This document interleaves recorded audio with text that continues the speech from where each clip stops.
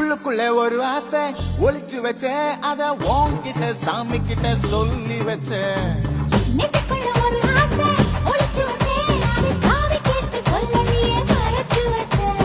எல்லாருக்கும் என்னென்னமோ கனவு இருக்கு, ஆனா யாருக்குத்தான் யாருக்கு முடிச்சிருக்கு.